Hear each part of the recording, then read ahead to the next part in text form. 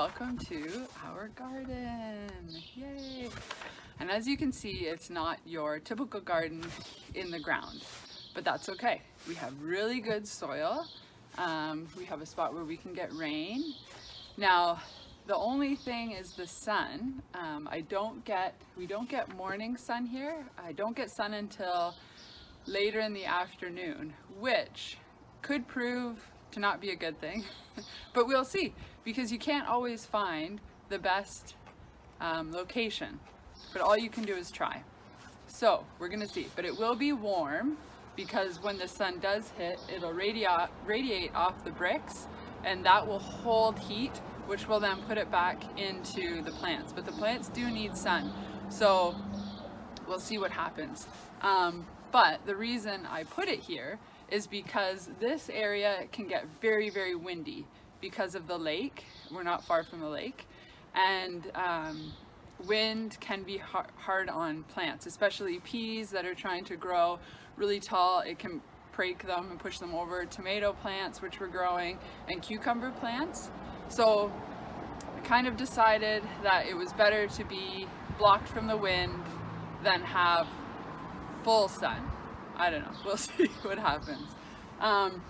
So the other great thing about building up your own, so a raised bed, this could be called, is that you get to amend your soil the way you want. So you know you have really great soil, which is another important thing that we talked about that your plants will need. So, but it's not just dirt in here. There is gravel at the bottom to help with drainage, because plants don't like soggy roots. So like wet, soggy feet, that makes them very unhappy. So you need to make sure that your water will drain away. So I have gravel, and then I put in some shredded paper just for some extra brown material, which we talked about for compost. So just some extra, oh, this is testing me, nitrogen, to help with any nutrients. And then I have just garden soil that I bought at a local store, and that's most of it. And then I put in some compost, which we know is really great for our plants, and then some worm castings. Now, one thing I forgot that I wanted to put in was old leaves. So I raked all my leaves last year in the fall, but I kept them. I didn't put them away. And if you chop them up and then put them in your garden, that is, along with your worm castings, one of the best fertilizers you could put into your garden. So even if you don't have compost, if you have leaves that are still on your lawn or somewhere, maybe a local park, you could go get some. That's a really great thing for your garden. There's lots of nutrients in those leaves, and usually they're free to get, so yay. Yeah, so I'm going to show you a little video of how I built my garden.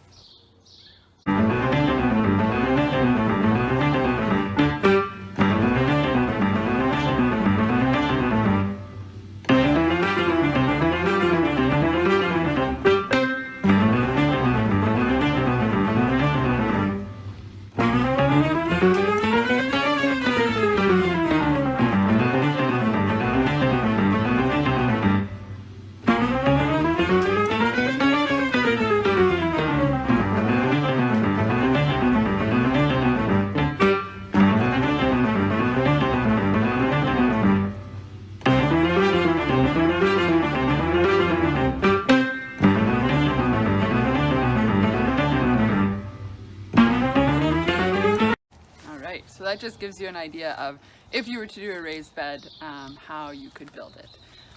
So today we are going to do some planting. It's pretty chilly out here today, but that's okay, because there are some veggies that like cool weather. They don't want it cold. They wouldn't last if it was snowing, but cool weather is what they need in order to grow and to fruit. So usually you can do 2 plantings of these vegetables, so I'll do one now in the early spring, which will hopefully give us some veggies in a month or so. And then you can do another planting at the end of August or September, when the fall and it's gonna get cool again. So that's a great thing about these types of veg.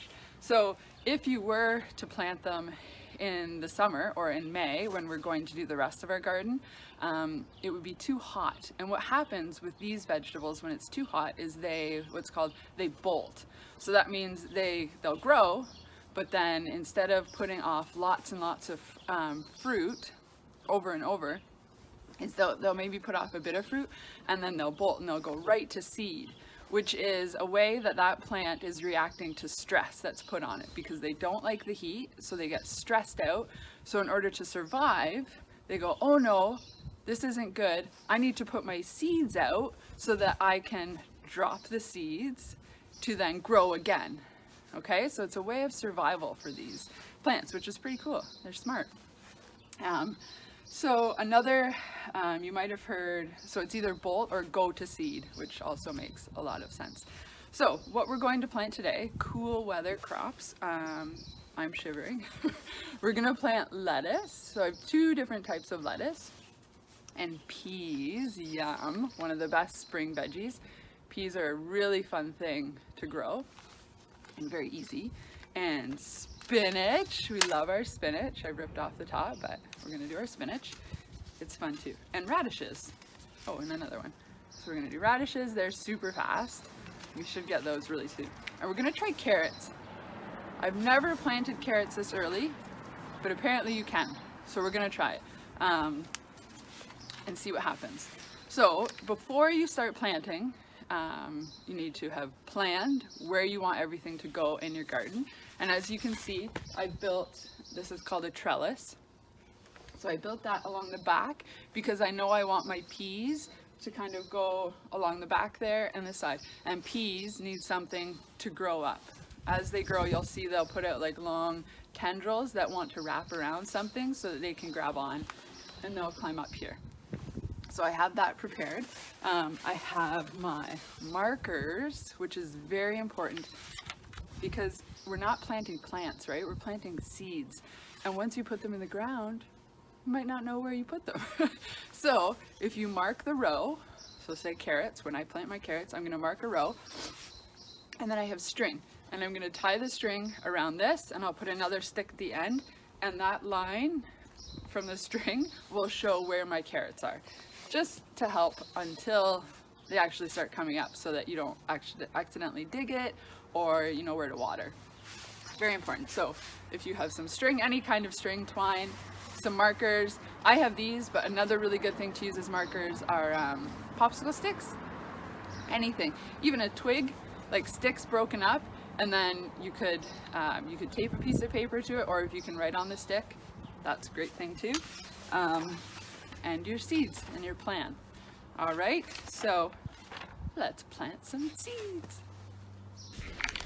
Okay, so I want to show you something. On most seed packets, either along the side, which is here, it'll tell you how far down to put the seed, row spacing, seed space, and these are all good things to know.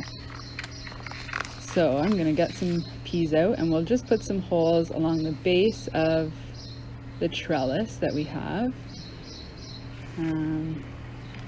Okay. So about 4 inches apart, I put my seeds. Just gonna make little holes, and then peas are quite large, so we just pop one in each hole, and then make sure to cover it up with the dirt and pack it down a little bit, not too hard. And that's pretty much it. I'll keep going. So then I'll keep going along the base of that trellis. You don't need to watch. And then I have my marker so that I know where they are. This is easy because again, we know they're along the trellis. And water. Don't forget to water your seeds because they need to stay moist in order to germinate. You don't want them soaking wet, but make sure to keep them moist. All right, and that's it. I'm gonna keep going now. Okay, I just wanted to show you carrot seeds. There, I don't know if you can see them. So teeny, teeny, tiny. So if you're wondering, how do I put little holes for each carrot? So all I do is make, I think you can see, just a very shallow like trench or like a little ditch in the dirt, really shallow, like I don't know, what's that, 1/4 of an inch deep. And then I just sprinkle them along that trench, and as they start to grow, they'll be too close together, so you will thin out the carrots, which we'll do together, so that allows the good carrots, the ones that are really strong, to grow bigger. But then this way you ensure that you have carrots to grow. So if you have teeny tiny seeds, it works with anything that's small like that. So you notice the pea seeds were quite big, so they're easy to just each insert a small into a little hole. But if you have really little seeds like this, that's what I do. I just do the little trench, sprinkle them along, and then as they start growing, you thin out the plants. Okay, so I'm gonna keep going. Okay, so I have everything planted that I want right now. So we have the peas around the outside of the trellis, and then I have one type of lettuce and a kind of a purple type of lettuce here. And then we have our spinach and radishes, and then 2 rows of carrots, one here and one here. So the carrots. All right, so everything's planted, labeled. I have the strings up so that I know where my rows are, and then I'm just gonna give it a little drink of water, because your seeds need water in order to germinate. Now you don't want to soak them too much, you just want to keep them moist. So every day, if it's rained, sorry, if it's rained, you should be okay. But if you notice, oh, it hasn't rained in a few days, go and check your soil, and if it feels dry, then just give them a little water. They prefer rainwater, so if you have a rain barrel, that is the best, but if all you have is tap water, it's better than nothing. All right, so we'll give them a drink. I already did the radishes. Give our carrots.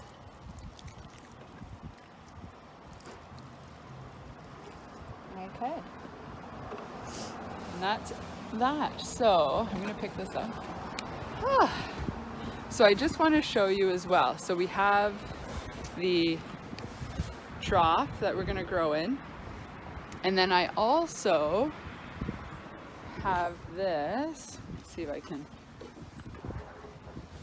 I had it made for me. So it's sideways. I need to flip it up the other way, but it's really heavy. So we're going to grow some fruits and herbs in here. So I'm going to try strawberries and then a bunch of different herbs. So that's something I'd like you to think about as well as you're planning and starting your garden, is not just vegetables and maybe not just fruits, but herbs and some flowers as well, because those things add so much to a veggie garden, just in taste and smell, because you can use them in your cooking. And just being able to walk by some rosemary and rub it and smell, oh, it's so lovely. But they also attract bees and other pollinators, and we need those little creatures in order for our fruits to work. We'll go over that another time, but I just want you to keep in mind, so it's not just about vegetables, but maybe some good flowers, and flowers that you like, things that you like to look at or you like the smell of, and herbs. So again, we're going to be planting ours in this, which I will show you next month. Okay guys, so that's it for this month. So we got our cool veggies in, so you can be doing that. So your peas, lettuces, spinach, dry carrots, I don't know, we'll see if they work. And then keep planning, because next month, so the end of May, is typically when people will plant their vegetable gardens, because not only is it warm enough in the air, but we also need the ground or the soil to be warmed up enough in order for the plants to, or seeds to germinate, or your plants to be happy and grow from there. So another thing I was thinking about is, I thought I would have more room in this trough for everything, but as I started planting and spacing it out, I realized that I'm probably not going to be able to fit my tomatoes and cucumbers in here. So that's fine. That just means I need a new plan. So I have other containers that I can use in order to grow our tomatoes and cucumbers and some flowers, which we'll do next month. But that just goes to show that even if you think you have a really great plan, sometimes things change, and that's okay. That's what gardening's all about. It's about being flexible and kind of going with the flow and what Mother Nature throws at you, or what you don't plan for. All right, so if you want to join me for our online meeting, that will happen next week. I'll put the date at the bottom, the exact date. So you'll just send an email to me at kilib@brucecounty.onc.ca to sign up for that. And it's fun, we just chat, you can ask questions, I'll show you things in the garden if anything's happening, and you can show me what you've been up to. All right guys, we'll see you next month. Bye.